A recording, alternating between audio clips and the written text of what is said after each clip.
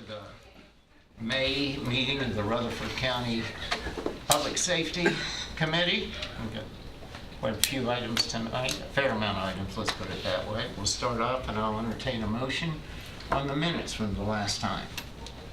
Mr. Chairman, I've reviewed the minutes and read them, and I move that they be approved. Second.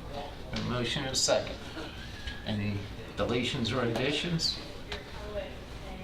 All in favor signify by saying aye. Aye. Opposed? Motion carries. Okay. So we next have a grant, Teen Learning Center.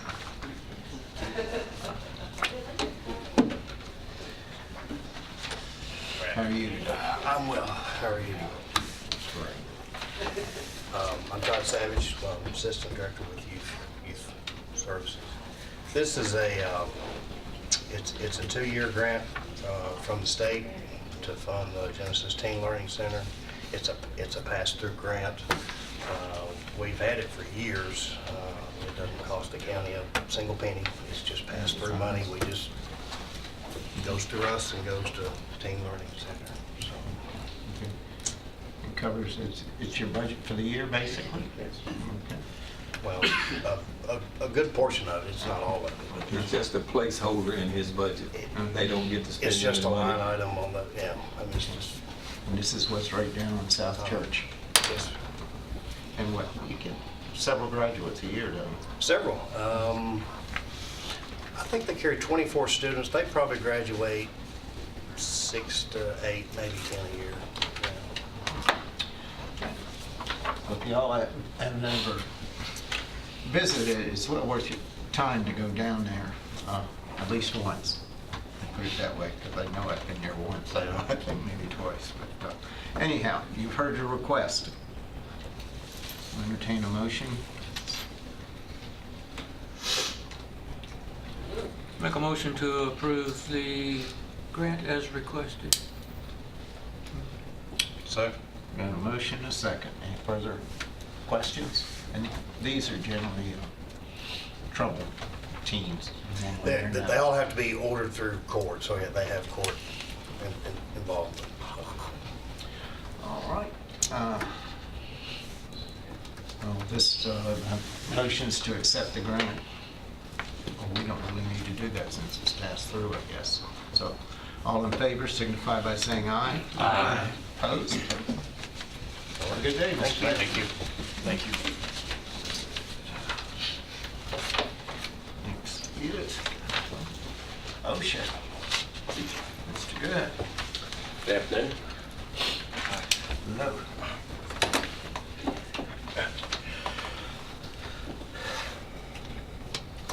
In the month of April, from your report, you'll notice that we had a total of 21 injuries requiring medical attention.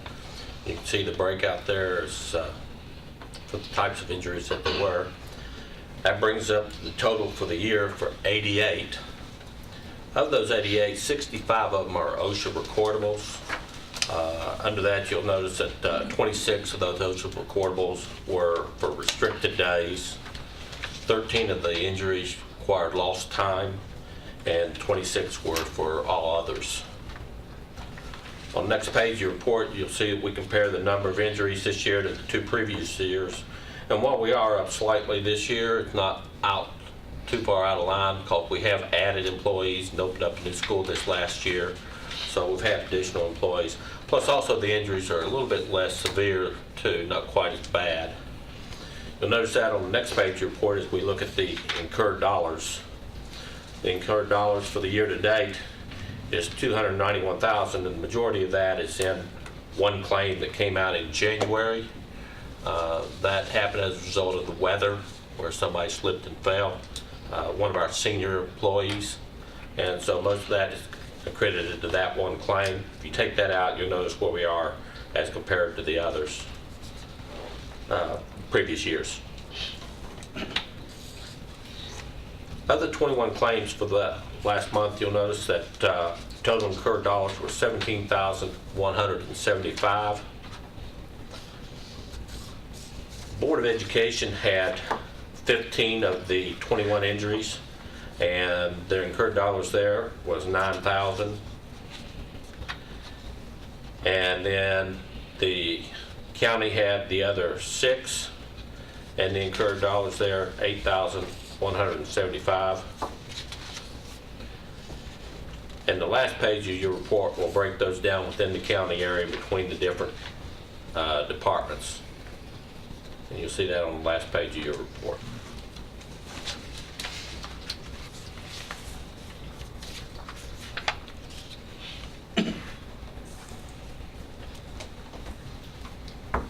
Questions for Mr. Good? A question on the Board of Education, you've got one listed as motor vehicle. Was that an accident or someone struck by a motor vehicle? Let me see if I can refresh my memory on the Board of Ed. I don't remember that one, but I believe they did have a fender bender with one of the special ed cards is what it was. But it was more of a report only, not, I don't believe anybody was injured or anything like that. Well, there was $750 cost for the time. Well, we allocate the dollars, but I mean, it wasn't just, I mean, someone gets injured, they go to get checked out. They just, but it may not be any kind of injury or anything that's worth more than the initial treatment. Are buses considered county employees for the standpoint of accidents? Buses are contracted. Buses are owned by the individual, and then the county contracts with the bus, the owner of the buses. The owner of the buses then contracts with drivers, so the drivers are not county employees. However, if we have bus monitors on the bus, they are county employees, and bus aides are county employees that sometimes ride the buses for special education. Further questions? If not, we'll entertain a motion. Make a motion to approve his report as presented. Second. Motion is second. Questions? All in favor signify by saying aye. Aye. Opposed? Motion carries. Anything else? Thank you. That's all. Thank you very much. Thank you. Mr. Nunley.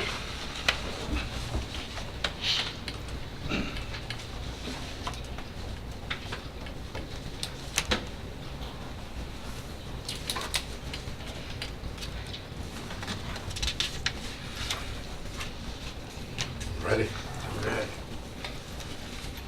We made 2,753 calls for the month of April. Average response time 7.5 minutes. There were 53 coroner's calls for the month, and the number of autopsies was 18. We billed a total of $1,711,129 and collected $688,561. Puts us on a yearly collection of $8,392,648. We had insurance write-offs of $551,486. Collection agency write-offs $396,912. We drove a total of 50,498 miles. And you can see the maintenance and fuel and total operating costs, as well as the cost per mile for each individual ambulance.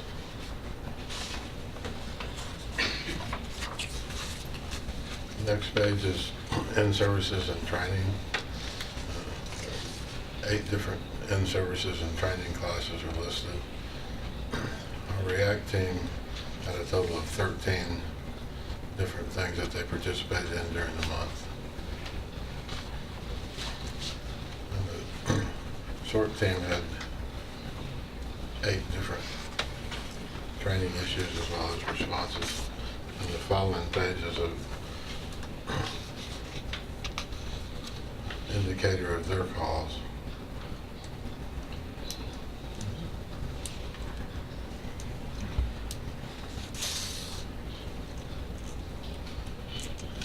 The next page is where we track our sick hours. Probably the most important thing is the bottom line down there. for our 24-hour trucks at 27.4 days. 12-hour trucks are 1. 24-hour administration is 8.8. 8-hour administration is 22. Dispatch is 14.8, and the office staff is 1.2.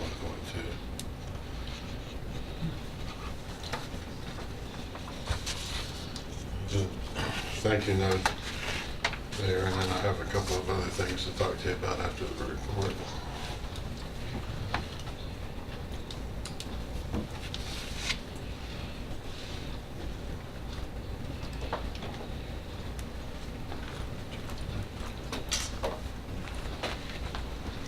One for the Reed family was pretty, they got, parents go to our church, and so, the youngest brother is in the seminary right now. And it was a pretty traumatic experience for him. He still is. His funeral was something else too. A lot of fine people there, I guess. Any questions?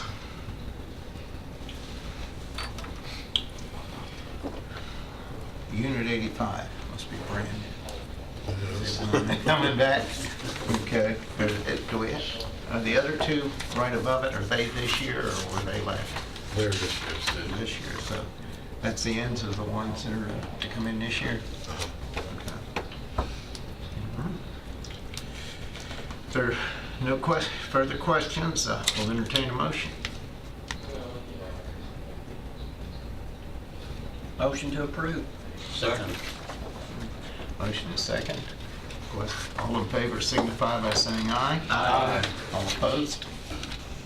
Motion carries. And I'd like to ask for your permission to apply for a State Farm neighborhood grant. This grant's in a neighborhood of about $2,500. We've applied for this before, but we've never received one, but our grant writer here for the county feels like that we have a pretty good chance this time. But the date that it has to be submitted is June 15th, so we need your permission and then Select's permission. It's 25,000. 2,500. Our reading is Just saying 25,000. That's 25,000, but by the time they break it down, it changes. Is this just for our county? Oh.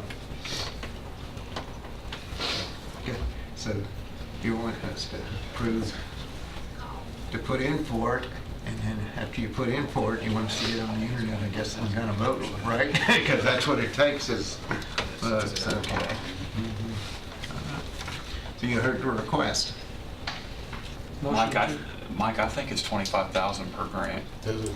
Well, it says your votes will decide which 40 community causes receive a $25,000 grant. So that's even better than Yeah, 2,500. it would be. Sorry, Commissioner Gurley, I wanted to make sure we were all on the same page there. I make a motion to allow him to apply for the grant, no matter how big it or. Second. Nothing wrong with that. Okay, Mr. Burgess had something to say. Wait till you get a second. okay. Any further questions on this grant? Oh, yes.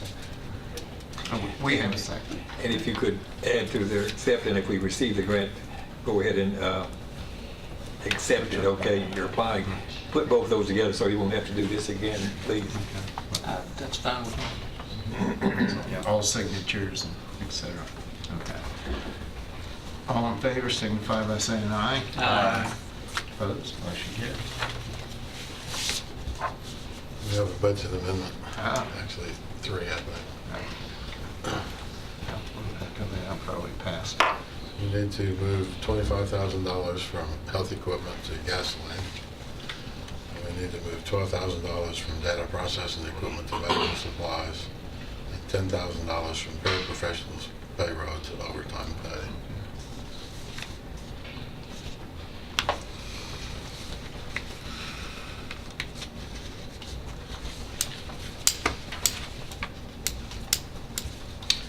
Questions?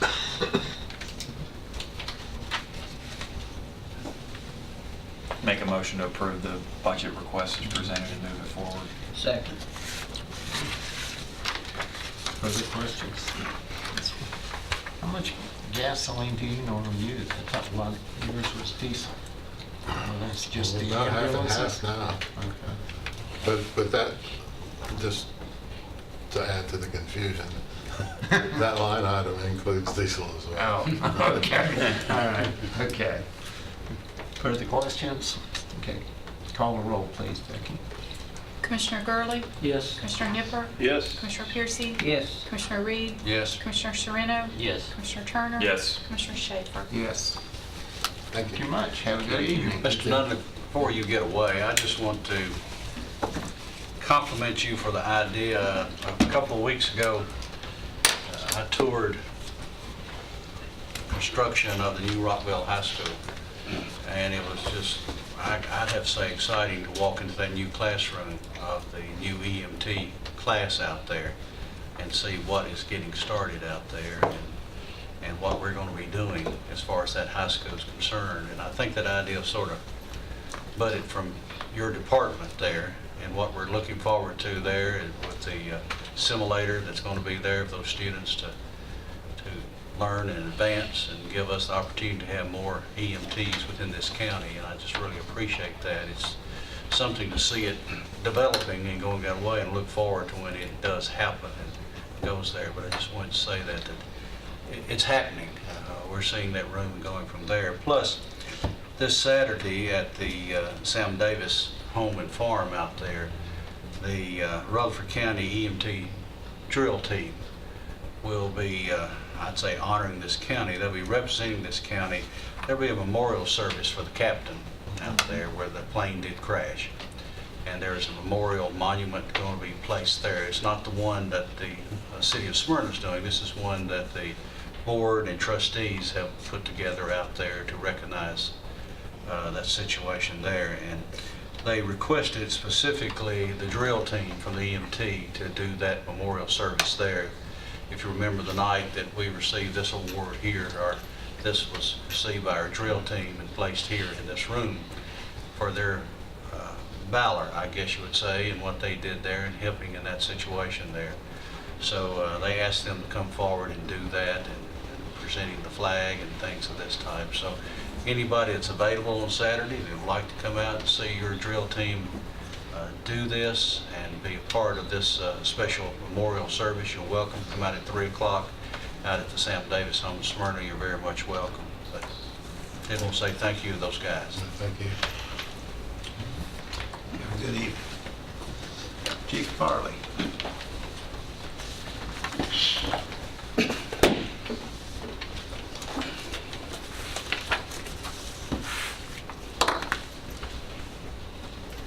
Year-to-date, from January 1st to the end of April, we had 23 structure fires, 863 medical calls, 96 MBA with injuries, 105 without injuries, and had 9 extrications, and then for a total call volume of 1,636 calls. For the month of April, we had 2 structure fires, 224 medical calls, 24 MBAs with injuries, 23 without injuries, and 3 extrications. And for a total call volume of 396. That's just for the month of April. The third sheet shows all the responses of the volunteer stations and their training hours. I think total for the year, this is year to date, total of the year is 56 structure fires, 23 hazmats, 73 brush fires, 406 MVAs with 23 extrications, and then I think 864 medical calls, and for a total call volume of 2,118 calls. That's from January to in April. There's only one structure to report the codes for damage, which is on John Bragg Highway out in the Kittrell area. And then there's our fire investigation report for the John Bragg Highway, and then a mobile home that was destroyed on Joe Brown Road. And that's my report. Chief, you've got the assistant chief, Midland Fosterville back here. Oh, he's back there. Glad to have you with us tonight. Thank you, Being sir. a part of it. We wanted to make our presence here tonight, show our support for the government as a whole. Let you guys know we appreciate you and Chief Farley as well. Thank y'all for what y'all do. Appreciate what Thank you you. got. I know tonight is training night out there, isn't it? Yes, sir. I got them there working right now. Good delegator, right? Glad to have you. Thank you, sir. Okay. So, if there's any questions? You heard the report. Questions? Make a motion to approve the report as presented. Second. Other questions? All in favor signify by saying aye. Aye. Opposed? Motion carries. Thank you. Thank you.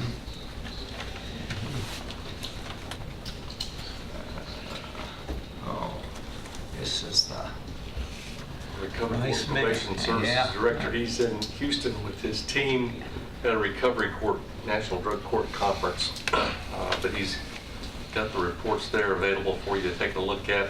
The drug court's got 59 members, 59 people currently in the court, 48 in our DUI court, 16 on our Veterans Court. Our mental health court has 29, and a stack of people lined up to get in there here pretty soon. So a total of 152 people currently receiving services through our recovery court system. In probation, they have 2,401 currently being supervised through probation services. And two other items of interest are two grants that annually we apply for. Grant contracts are in the information there provided to you. One's for mental health, and one's for Veterans Treatment Court. One's for drug and DUI, one's for Veterans Treatment Court. One for $107,500 is for the drug and DUI court. The $70,000 grant is for the Veterans Treatment Court.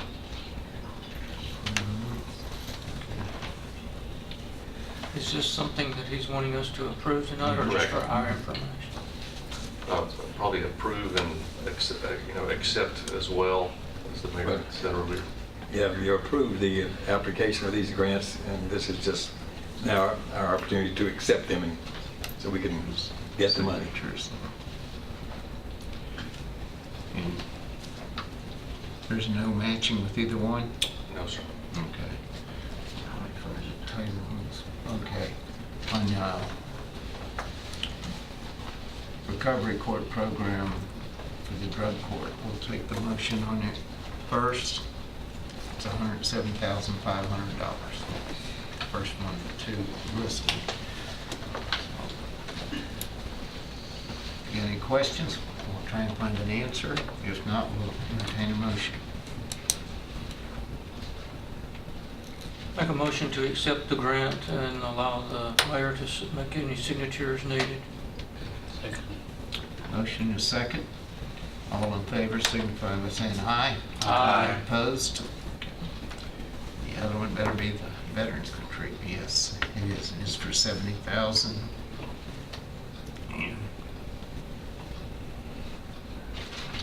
The one we got this year?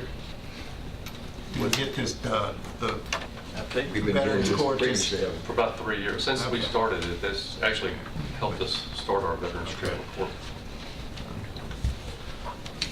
So we'll entertain a motion on it, the Veterans Court.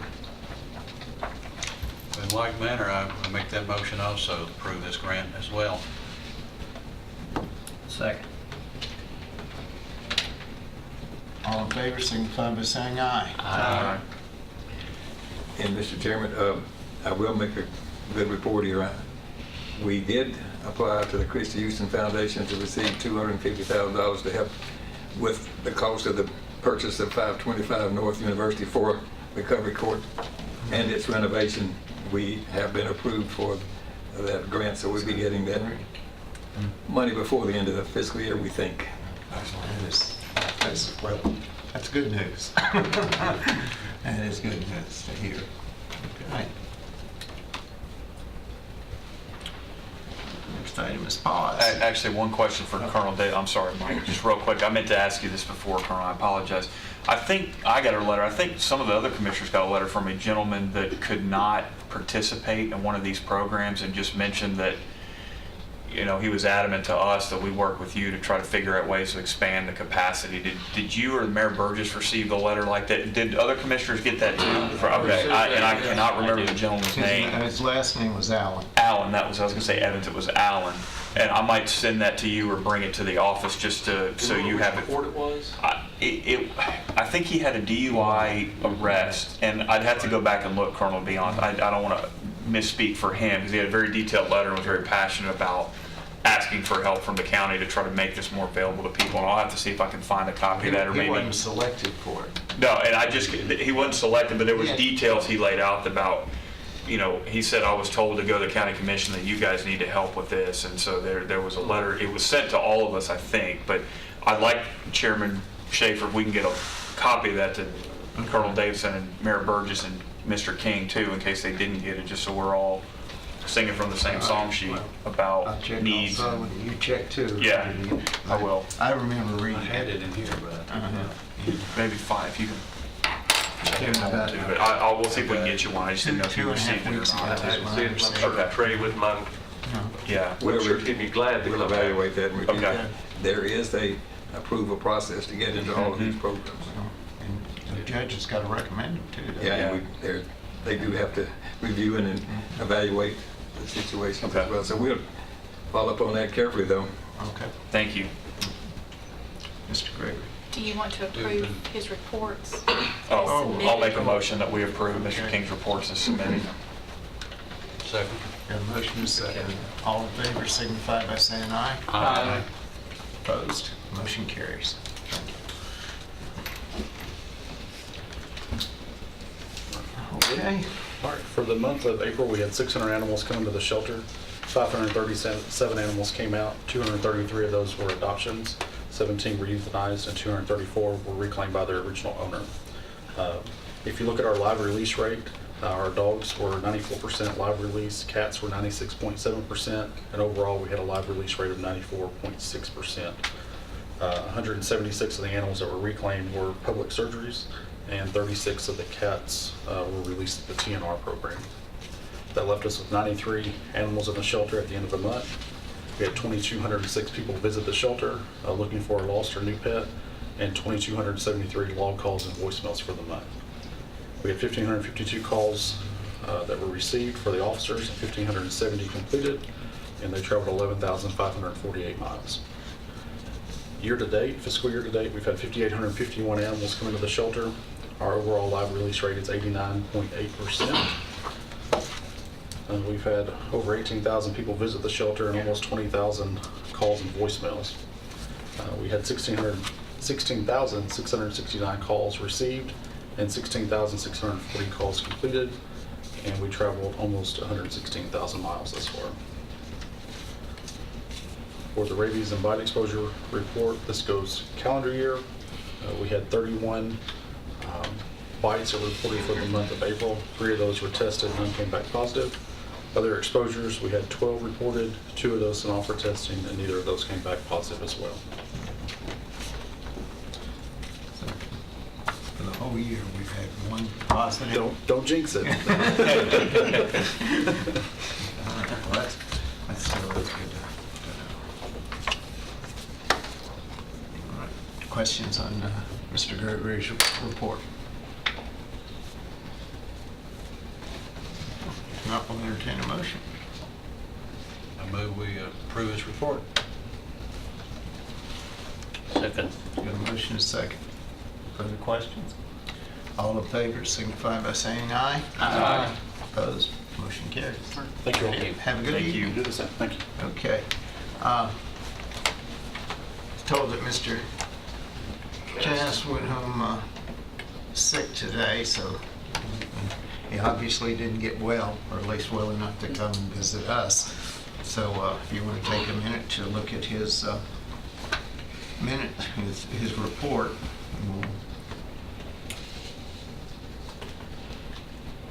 and entertain a motion.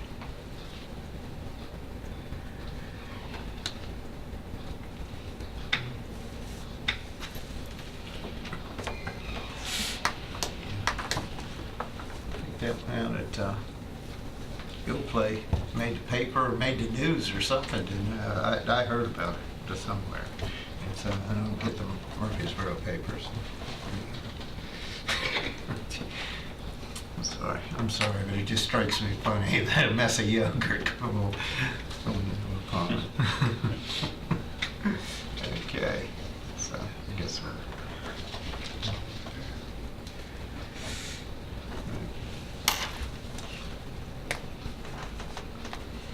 As soon as you're ready, we'll entertain a motion.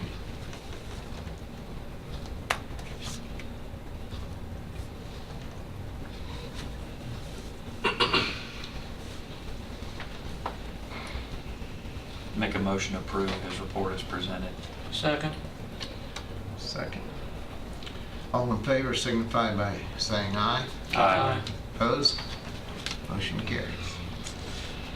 Juvenile detention, Ms. Duke. Good evening. Hello. I have the reports for the month of April in front of you. On the first page, I can update those a little bit by telling you that as of today, we did receive our expected check from Coffee County as well as from Robertson. So we just have the Franklin, Lincoln, and Perry that we're waiting on, but based on when we billed and their past history, we don't foresee any problems getting those bills. So it looks like that we'll be well over $700,000 on our detention beds this year. Sumner had a big... They have a big bill every month. They had it was in the 60s last month, and I think it was that high again this month. Questions?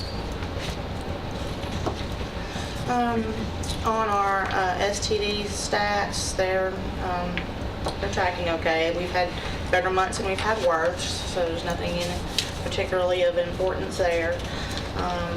Our programming is still doing well, and if you have any other questions or specific questions about those regular monthly reports, I'll happily answer any questions you have.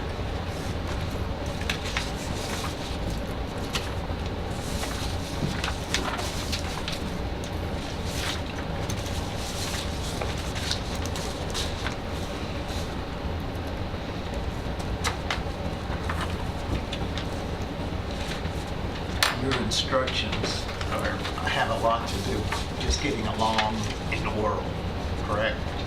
Talking about our programming, Yes. like our life skills and all that. absolutely. Well, Tim,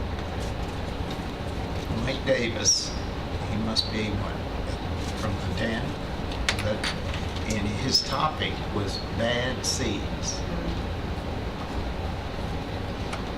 You can see bad places, but bad seeds. Help us out. I think that in general, Mr. Davis talks about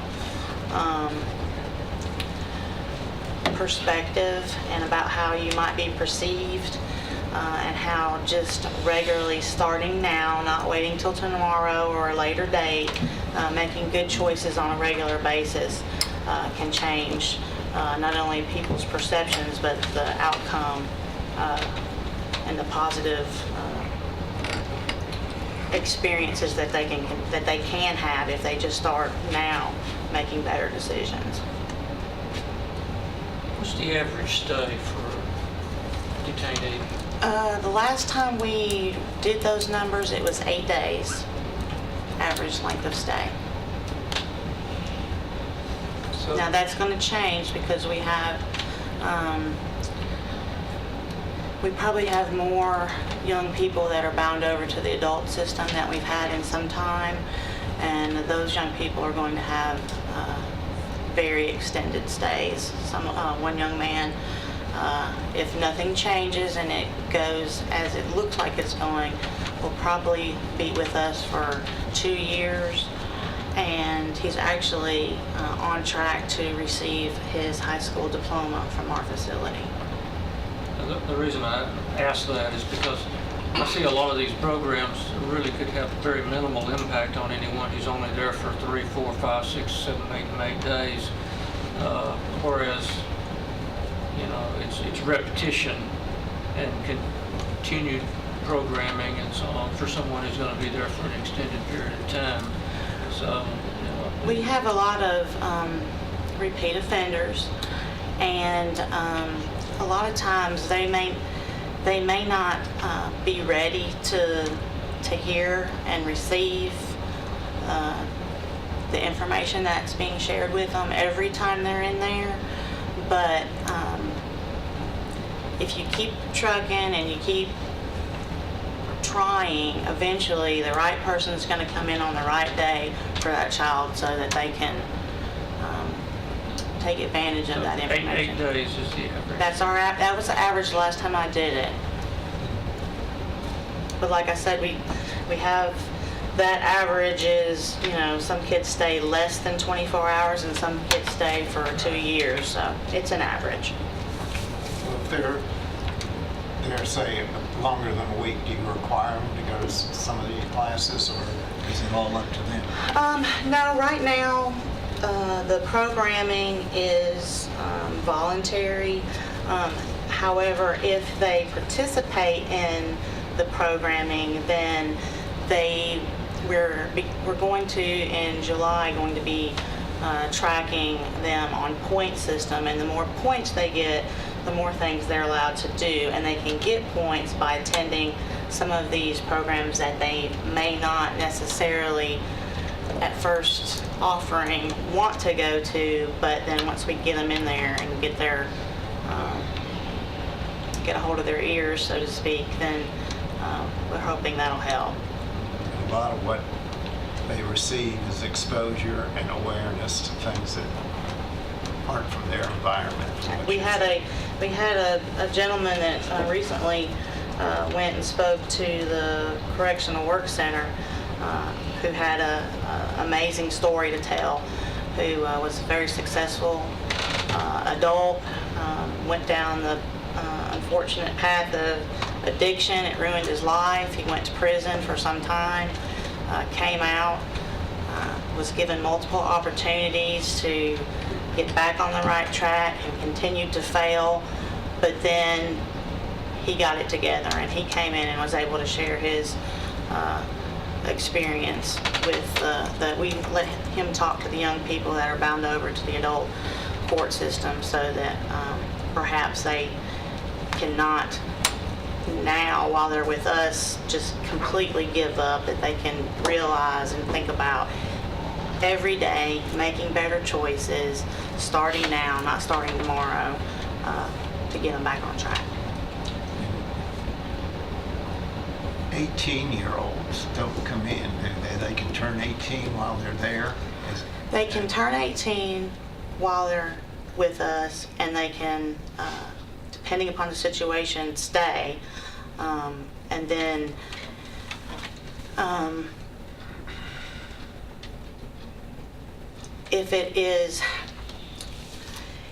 we had a young man that turned 18 last Friday, and his court date on what he's being held on was postponed for several weeks. So he has turned 18. He's here. He's in detention on juvenile charges, and he's going to stay with us until his next court date. If and when she releases him on that charge, if he were to reoffend, then he would go to the adult facility. I was just thinking that you want to keep them. It's something that's juvenile, even if they turn 18, away from the Salem Road, I Right. would think. Okay. All right. You heard the report. Any further questions? If not, we'll entertain a motion.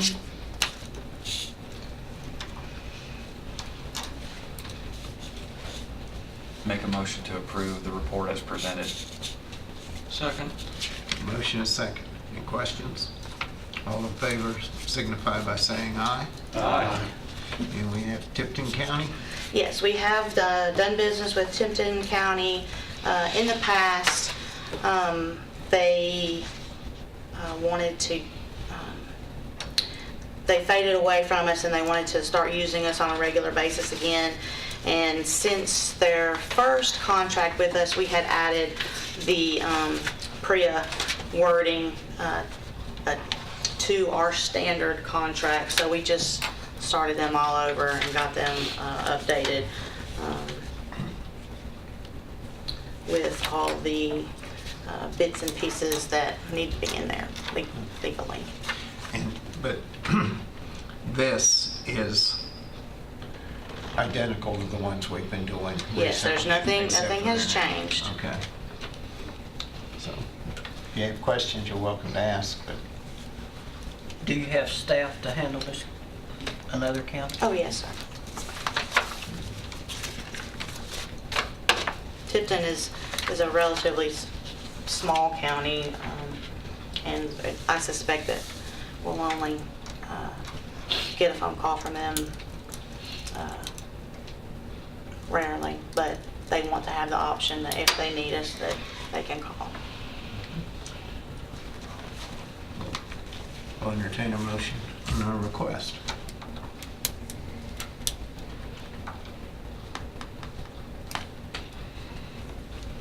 I move we accept the contract from Tipton County. Second.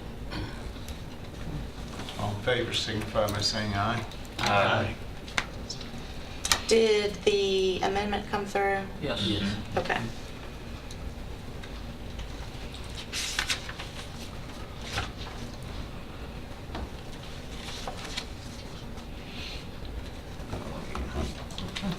So, and what we have is a amendment to move around slightly more than $1,400 or $14,000. So it's $14,300 from various line items that exist within our budget. This is no new money, and I would like to move that money into our other supplies and materials line item and be able to pick up some of the items that I would have been purchasing next year, and some things that we usually wait a while to get. We have the mattresses for the facility can get expensive, so when I have extra money, I like to go ahead and knock out some new mattresses. We're also going to be getting 4 handheld radios. That's about $4,000, and various and sundry other supplies for the detainees, the handcuffs, the shackles, the restraint belts, those type things. You heard your request.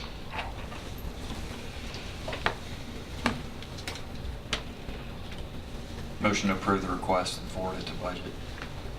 Second to. Motion is second. Any questions? Well, it's nice for you had that money that you could pick from there and keep it within budget this year. With it being the end of May right now. Call the roll, please. Commissioner Gurley? Yes. Commissioner Nipper? Yes. Commissioner Piercy? Yes. Commissioner Reed? Yes. Commissioner Sereno? Yes. Commissioner Turner? Yes. Commissioner Schaefer? Yes. That all? That's it for me.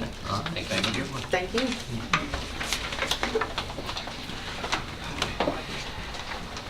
I know it's not me, I'm gonna get that Oh. iPad, because I know he's not gonna use it. Okay, you are correct.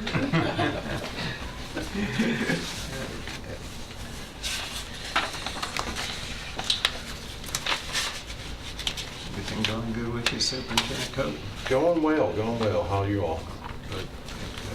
We'll start with our minutes for the Work Center Board meeting. That was held on May 7th, 8:30. And the biggest conversation was the Second Chance Act grant that we discussed last month, the one for the parenting.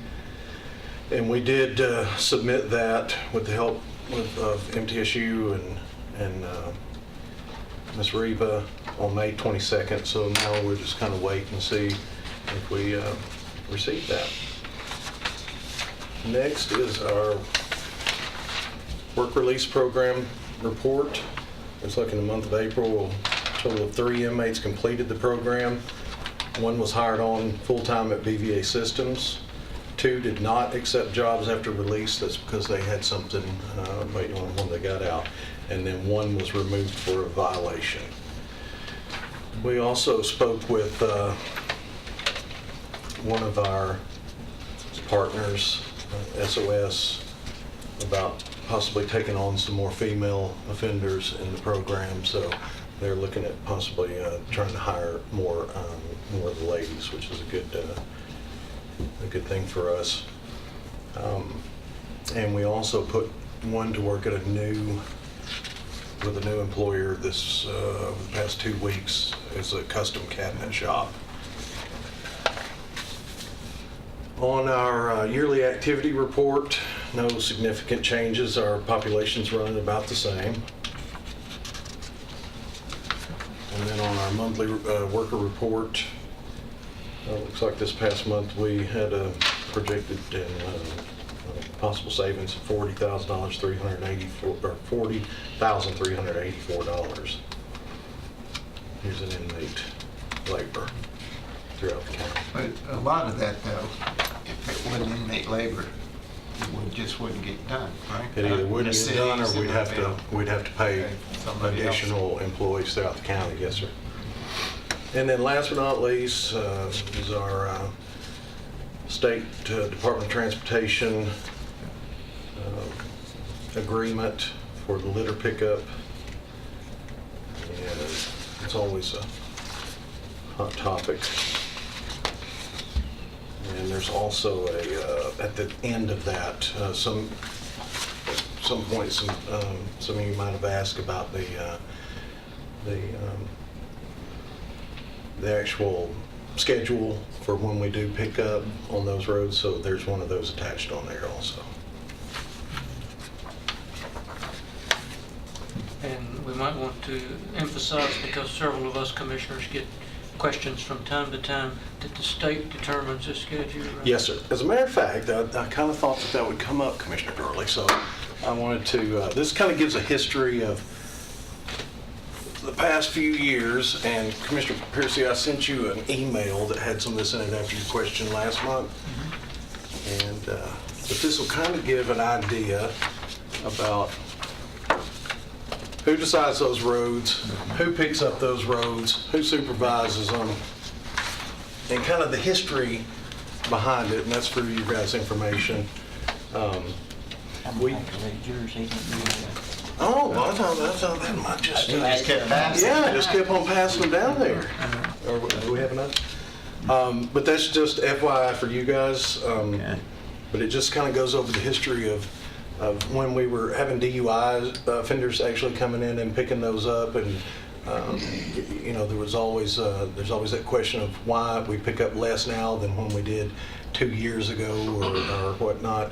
So that's kind of the reason why. We used to send out probably 12 offenders 3 times a week or so, and those were the ones that were actually sentenced by the court to come in and do that.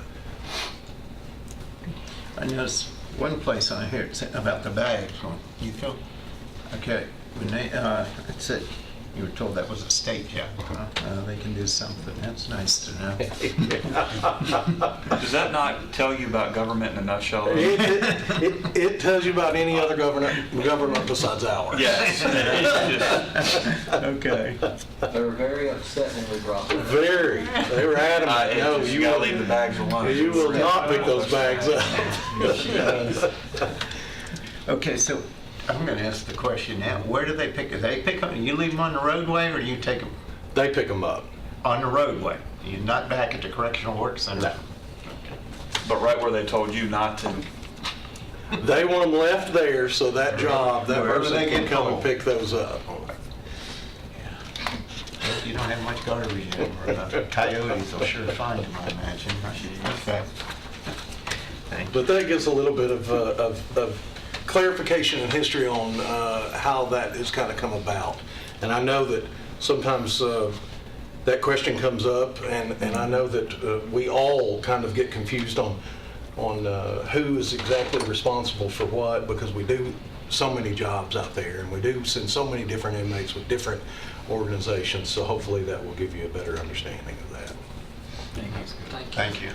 And just to continue on what Ms. Duke was talking about, and Commissioner Gurley, you brought up the impact of certain classes. The speaker that we had last week that we ultimately sent over to, he actually went to the Sheriff's Department, spoke with some of their inmates, and went to juvenile also.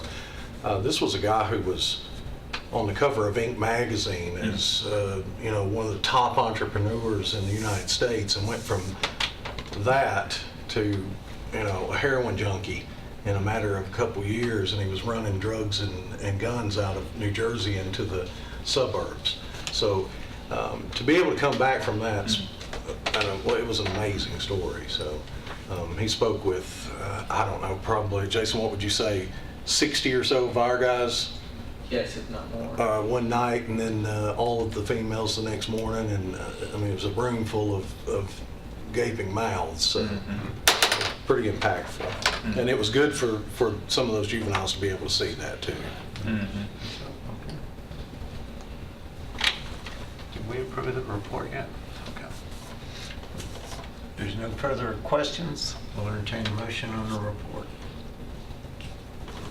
Motion to approve. Second. Got a motion and a second. All in favor signify by saying aye. Aye. Opposed? Thank you much. Thank you all. Mr. Chairman, one question, Mayor, I had for you, and Mr. Cook, you might be answering. Who are you working with, Mayor? I noticed in the minutes that we were working on Second Chance with the Chamber of Commerce and better creating a steering committee. Who are we working with at the Chamber that's going to help? Beth Duffield is the chamber representative. Okay.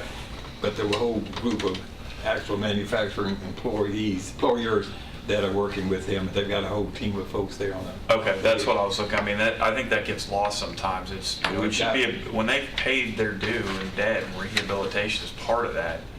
We have a responsibility, I think, as a society to try to help that, and especially in leadership. So that's why I was wondering if there's anybody we could reach out to as a public safety committee, or just to help put pressure on them to say this is serious. We believe in this. We have put in the budget. Okay. A coordinator of this effort. Okay. So this is going to be a new process for Okay. we're going to really get going on here. He or she, this is just the first piece. Sure. We'll take other staff people as we go forward. They're going to work with the work center and the adult detention center both. This is primarily they're probably going to get more of a focus in the work center. Sure. A much needed piece though. It's Yeah, but that's been missing. that's what I was getting at is they've got to be able to see a way out too. You can tell them all these great stories about somebody turning their life around, but if they can't see it in their circle, Right. we kind of defeat the purpose of, well, that's him, but you have nowhere to go. We got to get them to believe that they actually have a way out and it's productive. So that's where I was asking that from, was just trying to put myself in their shoes about, is somebody going to give me a break or not? And what can we do to help that? So thank you. You're welcome. Looking at your report, there looked like there's a spike in GEDs or high sets, so that might have come from that Project Second Chance. When you see other people getting that opportunity, you get those certificates, hey, well, what do I got to do to get in that program? I hope that's kind of what happened. And we also took on a secondary teacher that's teaching in the afternoons to our work release. Before, we hadn't offered that to work release because they're working during the day for 8 hours, and it wasn't available. So we've also taken on a second instructor out there. Good. Thank you.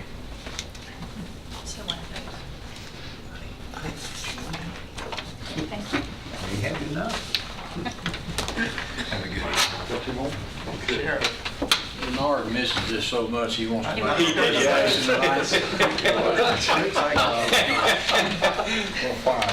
You're fine, you don't want to come.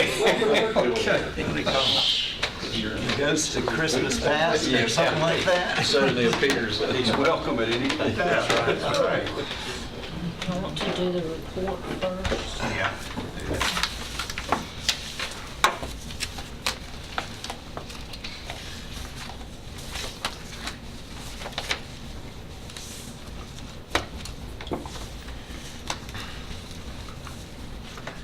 That's the biggest thing on here is anything in trouble. Nothing. No. On either side. On either side. Okay. You have plenty of food money? If it's like some more, I'll have it tonight.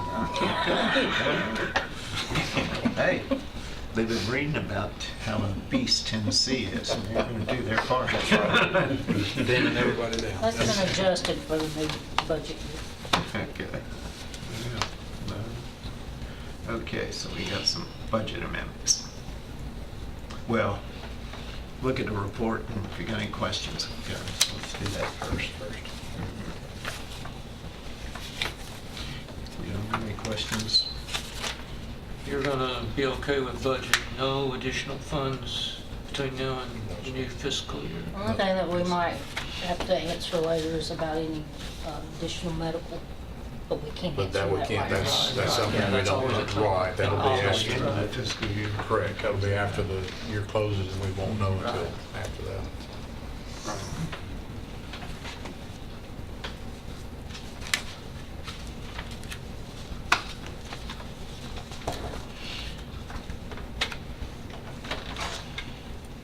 I move we approve the report. Okay, presented. Second. And we got a second. Any further questions? All in favor, signify by saying aye. Aye. Opposed? Motion carries. And the first budget amendment. This is going to be the sheriff's side. I'm going to take $25,000 out of in-service to put in other equipment, and that's for the purchase of 16 AEDs, 13 medical bags, and 8 gunshot wound medical bags for the judicial building. And then the $80,000 will go into the sheriff's side of patrol, for the remainder of the fiscal year for overtime.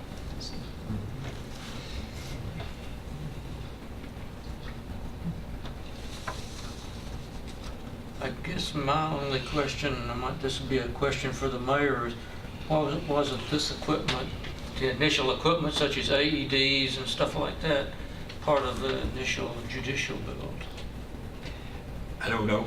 Because it seems like, it should be equipped to start with and shouldn't be coming out of the sheriff's. It's a big project. Well, some of I realize that. Some of that stuff, like the medical bags and stuff, is sort of expendables out. Right. But we have the money already, don't It's we? in there. We do, and it's, of course, it's badly needed Right, because badly needed. we've Yeah, we got, shouldn't, what we're doing is equipping every floor with AEDs great. and medical trauma bags where Right. if anything Great, happens, great, then great. you don't have to run all over. the floor. Well, Mr. Gurley, didn't you know that was your responsibility? I'm serious. The person that held your position before, that retired, used to, every school, he would always stick, that's a turnkey price, right, at the end of it. Say, we didn't have a turnkey price on this one, so. So we Out would of like, we could 73 million, like, 25,000. I think we did all right. Okay. And we will turn a little money back in. So, you heard the, we take the other one? That's for the jail side. It's on jail side. I'll make a motion on this one to approve it as requested and submit it to budget. Second. Questions? All in favor, signify by saying No. aye. Well, let's call the roll, that's right. Commissioner Gurley? Yes. Commissioner Nipper? Yes. Commissioner Piercy? Yes. Commissioner Reed? Yes. Commissioner Serrano? Yes. Commissioner Turner? Yes. Commissioner Schaefer? Yes. Look at the jail. Okay, from here, I'm going to take money from food supplies, $96,500. 84 is that to finish utilities out for the fiscal year. 5,000 is for extraditions, potential extraditions we may have in June, and 7,500 for custodial supplies. I'm also going to clean up the guard line item for overtime for $75,000.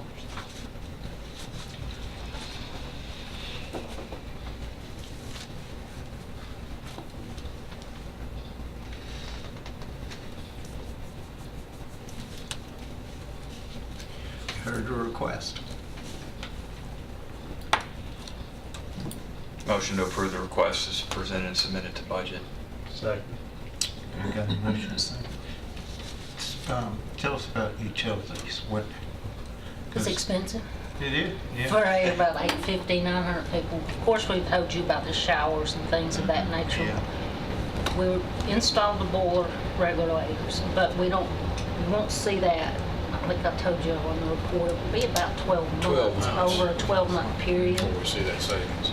So the showers, we are putting the we want to get a motherboard for our air system that would be able to tell us when one's not functioning correctly. I'm just having a hard time getting a grant price list on that, so that's what I'm trying to wrap up before the end of June, and that would allow us to regulate the air and things like that without having to go look at individual units.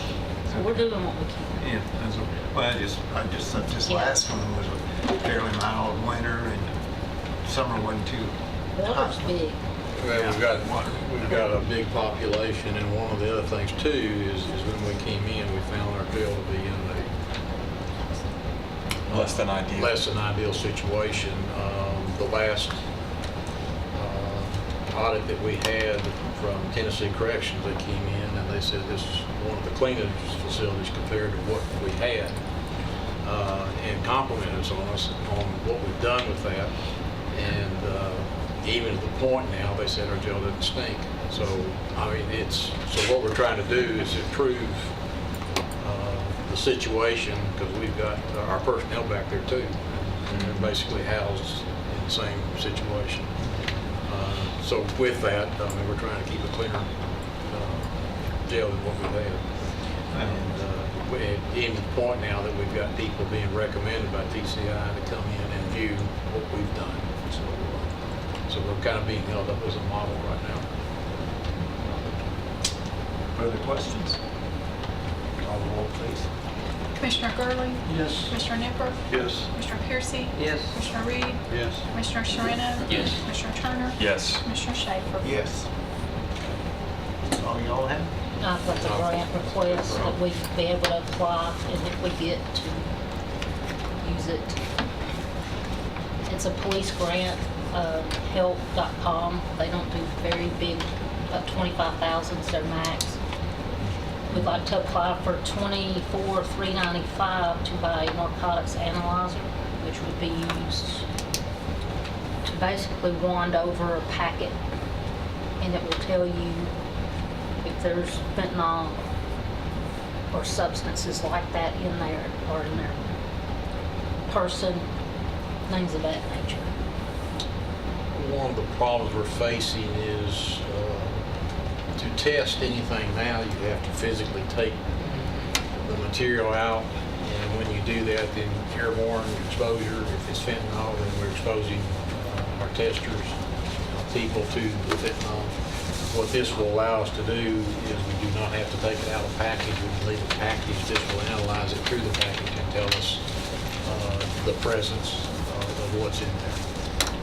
And so we feel like that this is a situation we need to do for safety of our personnel. Non-matching. Non-matching.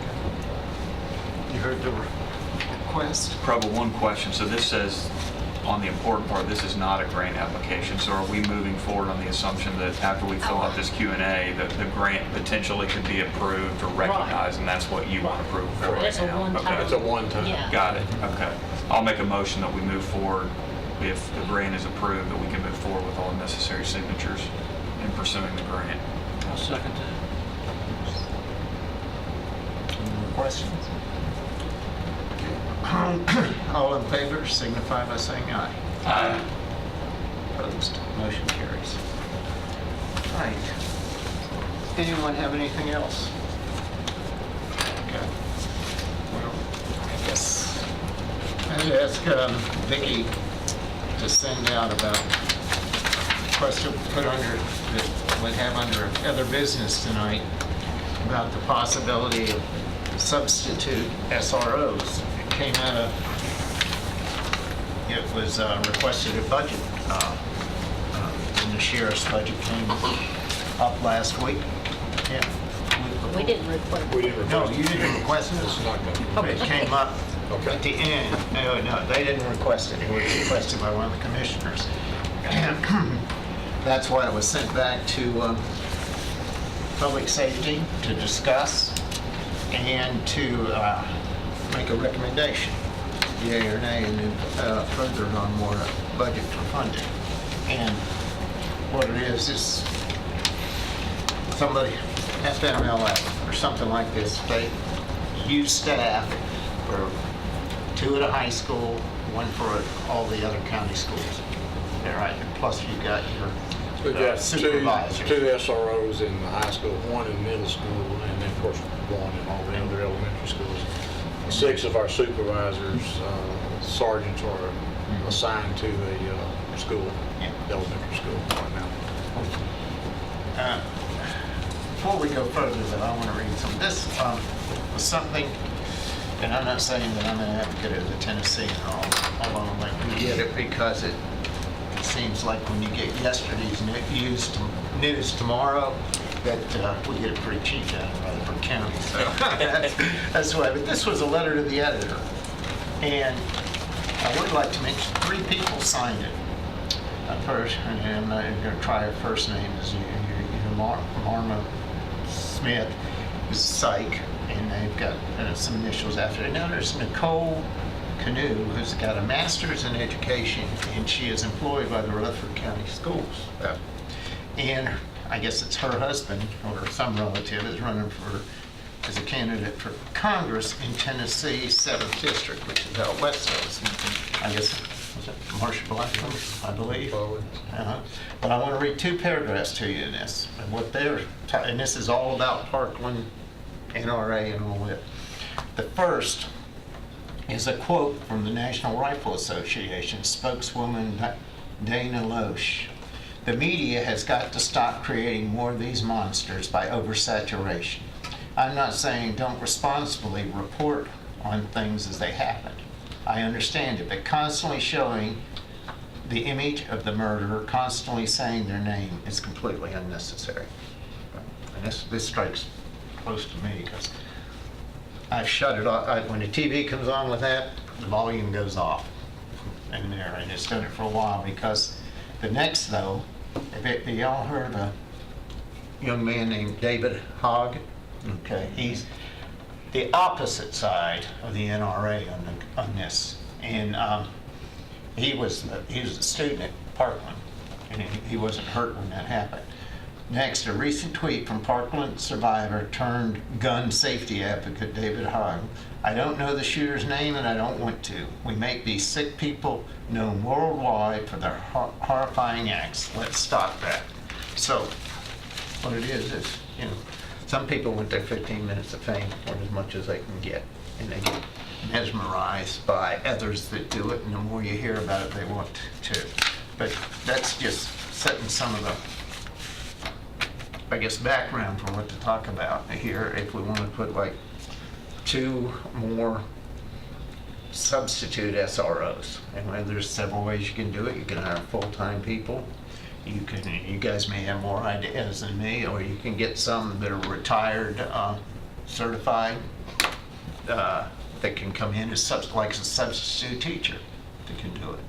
And and that's why we got the sheriff in his office here, and it's something we kicked around. Gosh, it's going up and down. It seems like every 3 or 4 years we talk about, do we need to reduce the SROs some, and then we find out what people think of them, because the outcry from anybody that's got somebody in schools is no way in that. But it may be because there's been some schools this last year, somebody gets sick, they go on FMLA or something like that, and maybe we don't know. I'm opening it up to you to see what kind of, you want to make a recommendation to budget or whatever. Listen to the sheriff about, is there anything more we should do to make sure that every school does have a certified deputy available at all the schools, including the elementaries, and 2 at the high school. When you're talking, all our major high schools have got 2,000, give or take. Some are a few more, but nobody's less than 1,900, I don't think. So that's good size. A lot of kids, they're big places. Some of them are 2-story, some of them are spread out like the old ones like Riverdale and Oakland that hadn't, they were all 1 floor back in those days and this type thing. So, it covers a lot of area. So I'm just throwing it out for any thoughts y'all have. I think we don't need to jump into anything real quick. I think we need to let the sheriff take the lead on this and study the situation as to how much he has in terms of when he can't cover the situation and what he needs to cover the situation. I think there's a lot of things, and I say this from having 27 years of public safety experience. There's a lot of things that probably we need the SROs in the schools. They do a great job in a lot of different ways. But that's not the only thing it's going to take to stop some of these situations. There's a lot of things that need to be looked at, and they're being looked at by the school system, by the sheriff, and so on, that may be more beneficial in terms of monetary expenditures. A lot of those things can't be talked about and shouldn't be talked about in a public forum. And so we need to let that, I think it's kind of a reaction, unless the sheriff asks for it, says I'm having trouble staffing these, we need more people. It's kind of a knee-jerk reaction to all of a sudden put a couple of more SROs in place. I'm not saying put them in place. Say, okay, do you want Browns Chapel to go without not having SRO there? I don't know how many days of the year Browns Chapel goes without an SRO. Kind of, if I can, kind of make a comment. If you take a look at an average school year, we probably have 4, if you want to look at the totality of the school year. A minimum of 4. I mean, that's minimum of what we've got out, either on FMLA, sick, going to court, transporting to juvenile, booking. You take all of that into consideration. So over the course of the year, we've got, if you want to look at it, 4 vacancies. One of the problems that we've got now, unfortunately, we are in a good work environment, and we're in competition with everybody else, and we're having a hard time. And if you go nationwide and look at all the police agencies or whatever, we're having a hard time finding people. The people we do lose, and we are losing some SROs that are going to outside private employment because we cannot compete with those dollars. We've got one today I talked to, he's going out and he's going to be a pilot. We've got another one who's going with alcohol and beverage. He's leaving us and going with alcohol, tobacco. The only one would be a light police agency, but it had a larger salary than what we're able to pay. If we hire, if you gave me permission right now to go hire one tonight, it'll be a year before I see them in the school. Because of the training requirements, I've got to pull from a certified officer. That certified officer recommended at least 2 years experience on the road to have that experience underneath their belt before they even go into a school situation. The other problem you've got is for somebody to go into school, that's going to have to be a desire. That's not somebody where you force them to go to and say you are going to work in your school, that's your assignment. You've got to have somebody that loves kids, and so you've got to have a right mix of that individual that goes in there. To give you an idea, the first year cost is going to be $122,319 for one person. That's the time you buy their equipment, their car, and everything else. An ongoing cost of about $58,000 benefits and salary a year after that for that person. So we've got about a $64,000 or $66,000 upfront cost to equip that officer, get him through training and whatnot. We've got a 10-week academy class, 16 weeks with us, so that's 26 weeks of training before that person's ever even on the road. So where our backfill would come from, those people would go in and backfill our certified officer that we are taking from the patrol and moving them into the SRO division. So that's kind of what we're looking at in terms of that. I'm not going to sit here and turn down 2, but you know, if we have a minimum of 4 vacancies because of all these other things going on, then I mean 2's a start, but we're say 50% there. So that's kind of the reality of what we're faced with right now. I do have vacancies in the SRO division right now, and we are trying as best we can to get these filled. I mean, we even are going to outside agencies where we're trying to get certified officers from other agencies that will come to us that has a desire to work in the SRO program. Even that, though, I can't take somebody from some other location and just move them into a school. They've got to be trained for liability purposes on our 16-week program, so they know what our procedures are and how we operate and whatnot. So that's kind of the reality of what we're faced with. So it's I don't want to leave the illusion that if, say, we approve this right tonight and go higher, that we're going to see these people immediately, because we're not. It's going to take a while to get there. Is your turnover higher in the SROs than it might be in other departments, or is it consistent across the board? It's pretty consistent across the board on our certified officers right now. And surprisingly, I'm losing some to construction trades that they are going either in with family business on construction, or they're being hired away with some job skills where it pays more than what we're. The only reason I was asking that, Sheriff, was, you know, you always do exit interviews as far as understanding about why people are leaving. I didn't know if we did that with SRO individuals to check to say, you know, is it leadership that you're leaving from? Is it pay? Is it, what is it? And is it areas that we can tolerate? Yeah, and it's sometimes as simple as you can't pay me, and that's black and white. There's not like I mean, black and white. I mean, I can't touch a pilot's salary. Yeah. I can't. I mean, That's a lot of training. It's a lot of training. Yes. And when they leave us, I mean, of course, we're not only on an SRO losing what we've invested from a certified officer training, we're losing what we've invested as far as SRO training. Yeah. So we're losing. I was on the school board when the subject came up of, I think we were partially staffing schools then, and then we went to full-blown all the schools. Yes. It came up. It takes a special type of person. I mean, we have neighborhoods now who are teaching that sheriffs, deputy police, everybody is the enemy.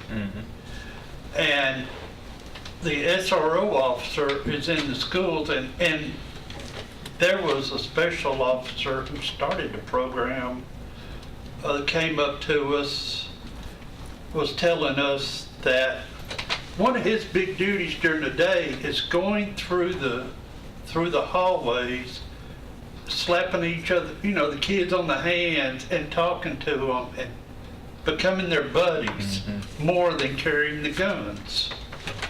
That it takes a special person, and just because we have extra staff doesn't mean they're qualified to go into the school.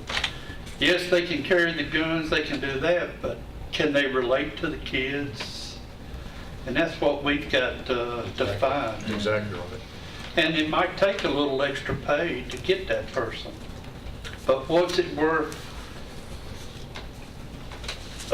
you know, impacting a kid at 5 and 6 and 7 years old than when they're 14 and 15 and carrying guns against you? I mean, you know, we got to think about that trade-off. So I think, Commissioner Nipper, I think you hit a good point. I think,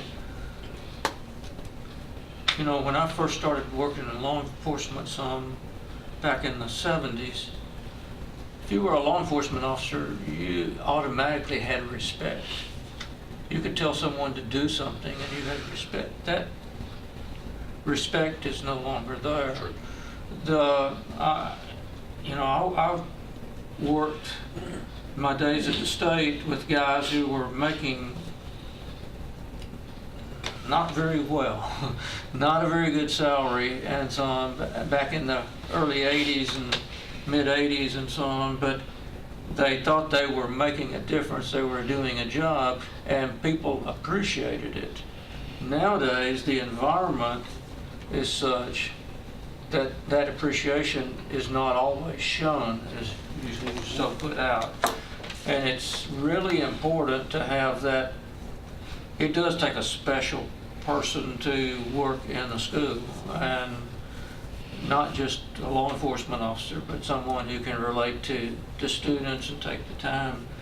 So I think you're telling me that there's probably two problems. One is we're not paying enough for retention in terms of the pay. We think, well, we have to pay a teacher on up there to keep teachers, but one of these days we're going to wake up and realize that we have to pay a paramedic, a deputy, and so on if we want qualified people. And we have got people in the sheriff's department who are highly educated.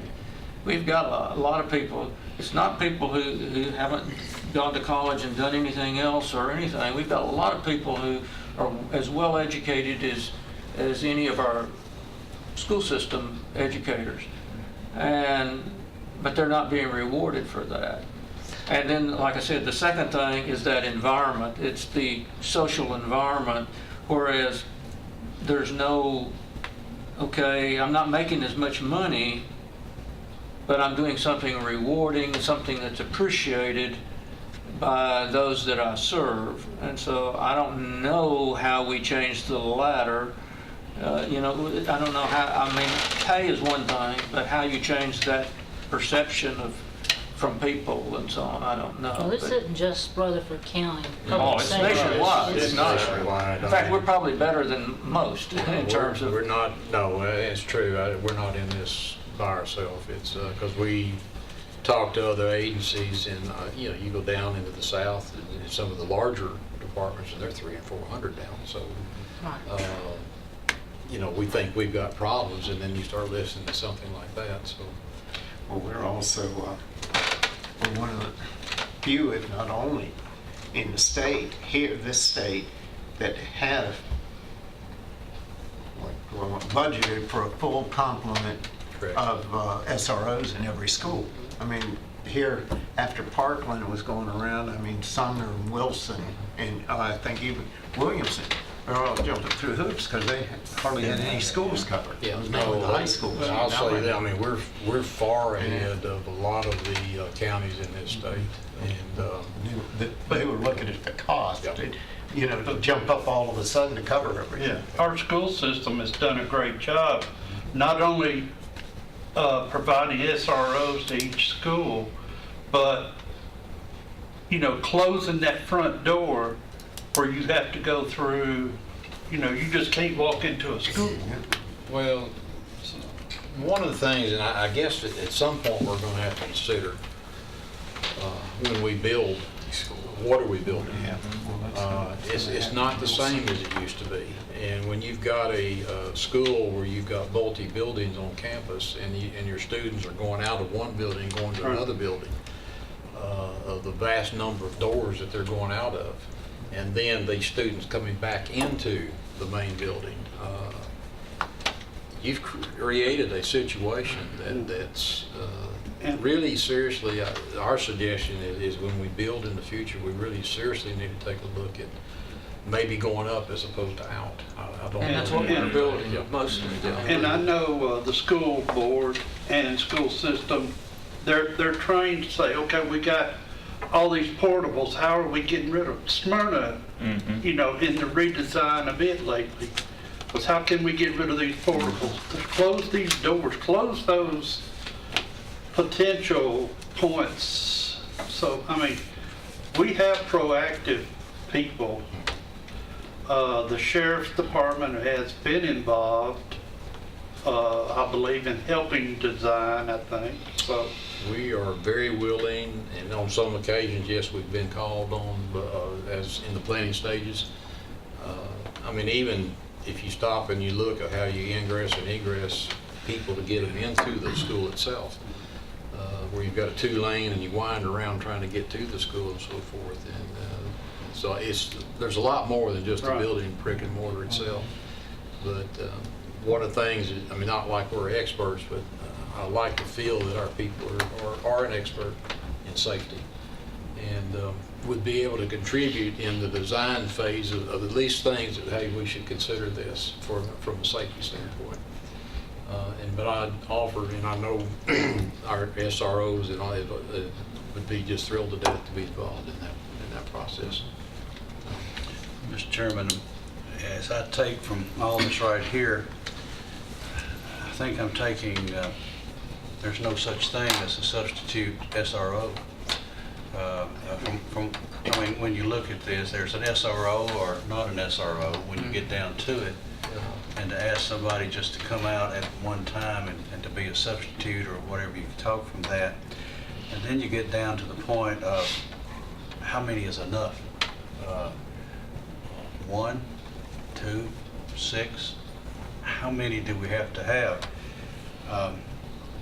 I've got 2 grandchildren out here in an elementary school. I'd love to have enough around, all the way around them at all times. But you know, when we get to the point of practicality, what we can do, whatever. But I do know our school board, and I do know the sheriff's department have done a study in all our schools and making plans of what to make those schools safer right now. We took that out of a safety meeting over here. I was at the school board this past Thursday night, and some of that was brought up. Those things that have been discussed and those things that are being put into action are there. They just cannot be brought out into public where everybody knows it and it's out there for everybody to see. If somebody wants to know what's being worked on, whatever, you can go by and meet and talk to them. Plus, I do know, I think their budget is setting aside, I believe, what, $1 million just in a special fund dealing with safety alone, to deal with our problems that we have there. So, you know, for us as public safety to just come out and, I don't know if we can answer that, and I think what somebody's already said here, that has to come from those who know. Well, I think what with the person that it was talking about to look into, and one of the reasons is it's the end of May, and June is when we're going to finalize the budget for this year. But the other thing was, you know, if somebody's out, and they were thinking along, what's the school do if teachers are out? You know, that. It would take at least 4 Just to be- every day Every day. to be out. Uh-huh. We have 4 every day. This whole school year's been out of school every single school day. And some of them. So I would need 4, quote, substitute full-time SROs to Yeah, I fill would that. like to use, instead of the word substituted, I would like to say 4 SROs. full-time SROs. And the thing, I guess I need to comment maybe is retired or whatnot. One of the roles, of course, obviously they're there for law enforcement. The other part of it is one of the key roles is to be a role model for these students. And then the other key part of it is to develop a relationship with your students to the point where they feel free in coming and talking to you. You don't achieve that with part-time people. The other part of it is on retire, you're only going to get so many hours out of them a year if they're TCRS. So then you get into, you know, how many of these part-time people do you need? And then you never have the same part-time people showing up. Whereas if you had full-time people, these people will be the same ones every time showing up. And then they will be in the fold, they'll be in the training every day that we have, or be experiencing the situations as opposed to trying to remember to tell this part-time person when they come in 4 weeks from now that, hey, here's something you need to know. It gets to be a hard situation to manage when you have part-time, especially in a role like this. Now, I'm not criticizing your department. Please let me say that up front. But if you put a part-time, and I say can be full-time SROs, how you know they're going to engage in a shooter like Parkland, where So you about a have part-time or a full-time? either one. I mean, Because of the training that The we training. provide them. the training for full-time, but a part-time person, you never know until it happens whether they will engage. Well, And I'm not saying. No, your I department. understand exactly what you're saying, and I guess I'll have to say this, is none of us knows how we will react Right. when we shot at or Right. whatever. I know I had a gun pointed at me, and boy, you become dry mouth real quick. I can say firsthand, from training with these guys through several in-services over several years, through a several year period, personally, we were trained to engage. We were trained to engage, to go head on, and we received the training to do that. Now, if someone in there, who knows, like you said, how they might react, but I know that we received the training, and I don't think that is dependent on whether you're part-time, full-time, or whatever, but that training takes over, and it's much, when if you're trained that way, there's probably a 90-something% chance if that's the way you're going to behave, and I know firsthand that we were trained that way. I'm very confident that every man and woman that I've got will engage. And I know that by the character of the people, the training that they receive, of course, talking with these people and whatnot. And I could say with 100% certainty that I feel like everyone would engage. I think they would be the ones running in, not running out. That's great. When I was in Southeast Asia, we had a saying, and there was even a plaque made with the saying on it, and it was, if there was ever an event that would blow your mind, getting shot at was it. The study that Commissioner Reed mentioned, that really hasn't taken place yet, if I understand right. That's just that study that the state is requiring is going to take place over the summer. That part of it, but also we do safety, exercise safety drills, and then we also have looked at each of the school situations, and I know there's been recommendations made as far as the locking of certain doors and the locking of certain windows and whatnot. So those recommendations we're working on and have worked with the school system already in doing some of that. So they have already, our SROs along with the administrators have looked at every school. We've had safety drills in different scenarios to make sure how people will react to certain situations. So here again, that's part of training, and we do that at the beginning of every school year. One of the things we are required to do is have a safety exercise. But that's not the only one we do. I mean, we do this in all the schools. And that's something I know. A lady that graduated from high school in Rutherford, and Totten Wilson, and now is teaching in Fairview. And never at the schools she taught at in those two counties did they ever have a safety drill like here. They have lockdowns at the schools here, like you were saying, to learn from it. We'll do a code on it just every once in a while, just to make sure our reaction to what's going on. And I think one time that you all had indicated what was our response time. Somebody did and asked that. Any school situation, if you take the average on that, is 4 minutes and 52 seconds response time to any situation that we've had. That's not the SRO on premise is immediate, but that's his backup. His or her backup. So our average response time on total calls, not including that, is about 12 minutes. So you can see that when we have a school situation, we take it very seriously. So if we're going to do something, though, we need to go on and do it, because you're telling us that it'll be a year from now. It'll be the 2019-2020 school year, most likely before we see a benefit of those people being in a rotation or available. And I see one, like you said, part-time doesn't hack it. It's got to be full-time. I see one benefit of possibly, breaking down the supervisory, adding a couple more supervisory, make these full-time, and breaking down the number of span of control and so on amongst supervisors and stuff to give these people something to do when they're not substituting. But I think you're right, they'll probably be substituting almost all the time. It's going to be a kind of, because there's not going to be a day goes by that they're not going to have a place they're needed. That's correct. That's correct. But right. I was going to say that I think I've got enough of what the consensus is here, is at this time not do anything about filling in for these people, because what we're looking at is this a long time, and it's got to be a full-time person to take it. It's going to have to be at least 4. And I think I'll just go back with them. And I can only give you that because we've just been here for a little bit, and that's Yeah, just been over but you're this seeing one from what you've school had year. this past year. That's the time that we've been here, what we took a look at, and what we've had over the past year plus.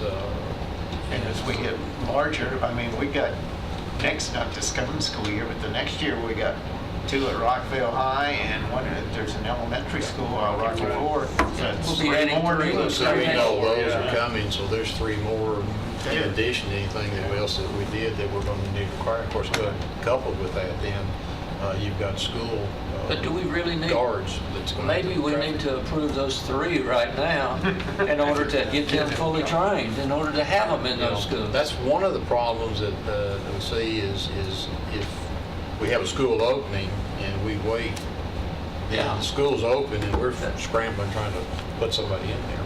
I mean, that, I'll bring that up. that's I something we mean, do that need to to look at me these. makes more sense than we go for a long time stretching people out, that we go ahead and approve 3 right now and get started on their training and get started integrating them into the system.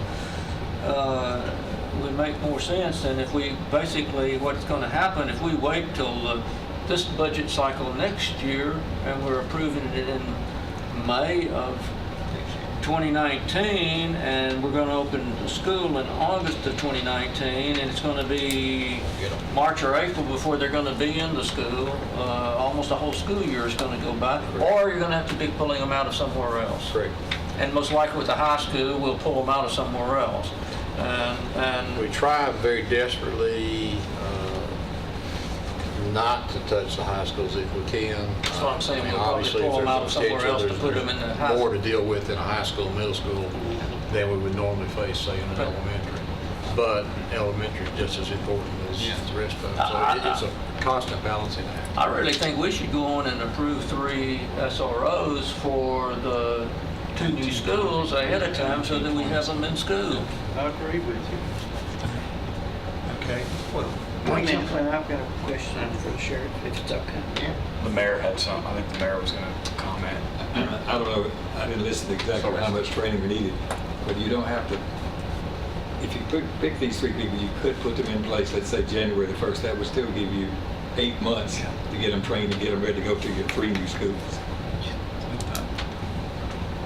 So there would be, of course, you've got to advertise the job. Yeah. You go through your applicant base and You're not going to hire them July 1. no, you'd have to, there's a time period to advertise, get your people in, interview them, set up the interview board and everything. If they knew that it was going to start January 2nd, 2019. Or you'd start your advertising a month or 2 or 3 before that, Right. but you know that it would be funded. Correct. Yeah, Starting. yeah, I think we need to approve it where these people get hired in time to be in these schools in August. We can make a motion to send a recommendation to that effect to the budget committee. 'cause I still have a question. We'll give you one. I'm sorry, I did forget. Yeah, I know you did. But you want to go, Mike? No, I wasn't. Okay. When you submitted your budget, did you ask for any new SROs at that time? I did not. Did you feel like your SRO program was sufficient enough for right now? With the president in place, I do. Wouldn't you think it would be better for him to look at what he's got and to ask for this rather than us to force 3 on him? Let him come back and You're not ask. gonna force them on it. I'm not, now, we're looking at for the next school year, is what we're talking Trying to get about. things in where people When will we be got ready these schools to be opening. go into the schools in I August. of understand 19. all that, Joe. I really do. And I'm not against it. But I would really love for him to ask rather than us to just, don't you want 3 now? Well, I think if he wants to go on the budget, if they want to go on the budget, or we can send our recommendation to him, and he can come and talk at budget. And that'll be our recommendation, was to do it in consultation with the sheriff, but maybe A lot of Chief this Acton would like to go and do it. Just a lot of this activity came up after our proposed budgets. Yeah, you well, know, another shooting. And there was the With the- overpass you know, the down process had in already Georgia started. too. All that came up after. We were in on the lake part of that community. But you know. see you have 4 openings now.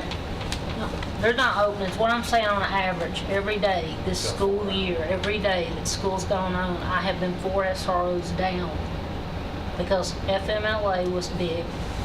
One guy was out for OJI for 20 weeks. Okay? Had another one out for 12 weeks. So we were having to take people from certain schools to go To and go in cover. and cover those schools. And they're usually supervisors, sergeants that will go and cover those schools. A lot of times what happens on those, if you've got a full day outage, then what you do is you split a person between two schools and you try to do a half a day at one and a half a day at the other. Or depending on what may be going on, then they may get tied up at a certain school all day and not get to that secondary. But that's how we try to cover it now when you've got somebody that's going to be out for an extended period of time.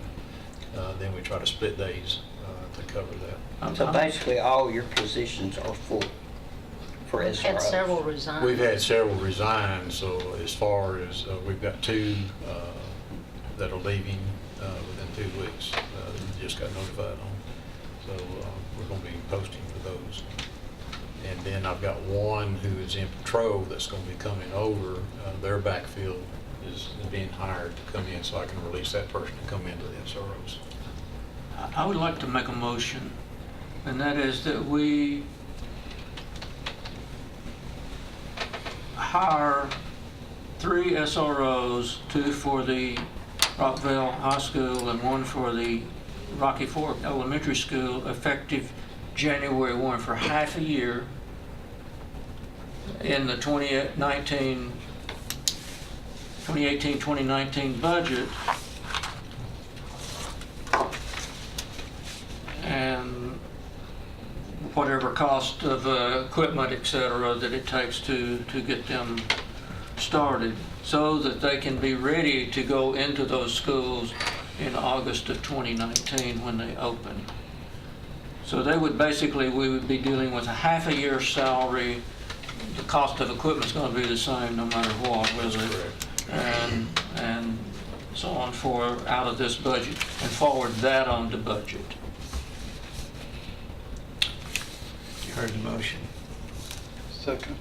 And a second. Questions? I'm torn on it. And Joe, maybe you can help, or any of the commissioners or anyone. I just worry about the precedent we're setting too, because what's to stop Mr. Nunley from coming in after a 10-car pileup and saying, well, I just didn't have enough people to show up under a 6-minute response time, and Sheriff and his team got 3 additional by just showing up and asking, why don't I do that? And Well, they didn't ask, number one. no, but I'm just saying, the idea I'm behind, I'm just concerned about the precedent. I don't know if I don't want to speak for Commissioner Piercy, if he was asking about, I know Preble just said, well, we got brought into this late, but if it was this big of a need 60 days ago, why wasn't it presented before that?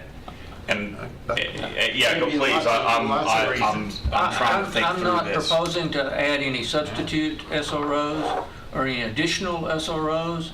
What came out in this discussion is the lengthy training time for SROs. Yeah. Okay. And that it requires, is it 10 or 12 weeks now at the academy? 10 weeks at the academy, 16 weeks. That's half a year right there of training. So if they come in January 1, they're gonna, plus they're in school training and so on. Yeah. The NASRO training and all that they have to undergo.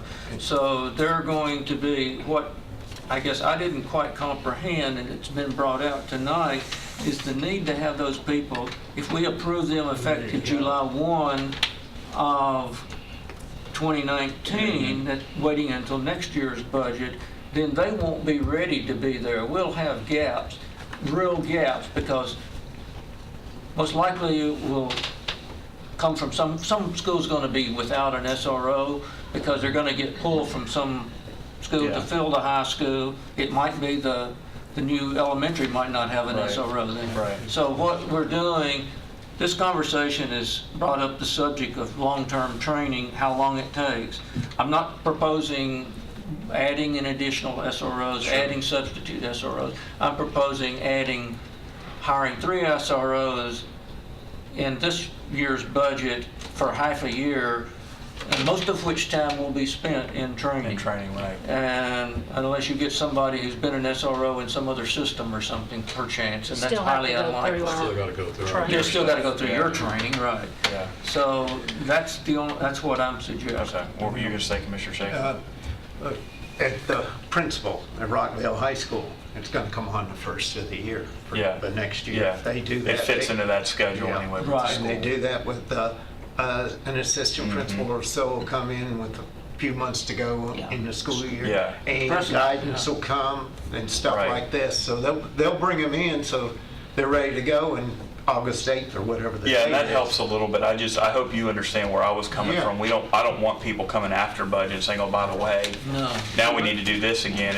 And this isn't Sheriff or Preble's fault. This was just something that came up in a unique discussion, given school safety being a This should prevalent probably be a topic. precedent in that any new schools after Yeah, this we become implemented that one, because of yeah, the- and that's understandable. Yeah, it's part of that expense that we're gonna have turnkey to be that you doing at talk these about. schools. Right. And we've It done needs to that be there for with schools EMS to be too, when we opening a new station. Yeah. We've done it when it doesn't open. Yeah, and that's good. I mean, you understand, I don't want every department Yeah. coming over Right. saying, well, here's what we did Fully with the sheriff or understand that. whatever, and I think that's dangerous, but this makes sense, and hopefully people will be smart enough to Shame realize, on oh, all we need this to and do we that. haven't thought of it before. I know. Yeah. I know. That's it, okay. Further discussion? Thank you. Okay. Well, we have a motion on the floor and it's been seconded. Do you want to read it back, Becky? You get. Hired 3 SROs, 2 for the Rockville High School and 1 for Rocky Fork Elementary, effective January the 1st, 2019 for half a year in the 18-19 budget, with required equipment to start to be ready to go to the schools August 2019 when they open. That what you? That's amend what your I motion? propose. Your second, okay. Let's call a roll. Commissioner Gurley? Yes. Commissioner Nipper? Yes. Commissioner Piercy? Yes. Commissioner Reed? Yes. Commissioner Sereno? Yes. Commissioner Turner? Yes. Commissioner Schaefer? Yes. I think we got something solved. I mean, right around, and we found out some things that may have sounded good at the beginning, and you find out why they're, that's why we have this discussion. So, do we have anything else tonight? Just a reminder from the Public Safety Commissioner Reed touched on them. We do have the Blue Angel dedication next Saturday at Sam Ridley. We would certainly love to see on the 10th of What June. time? It's at 10 o'clock in the morning. And we'd love to see everybody out there that would like to come out and participate. And that's the 4th? The This- 10th. The 10th. It's the 10th, June 10th. Yeah, there's the dinners, June or 9th. June 9th, I'm sorry. Yeah, June 9th, I'm sorry. 10 o'clock. At 10 o'clock. So it's in a Smyrna. week from A week from this this coming Saturday. Yeah, thank you, Commissioner. Sam David. Yes. Got us two. All right, Yeah. and we're adjourned. Thank you.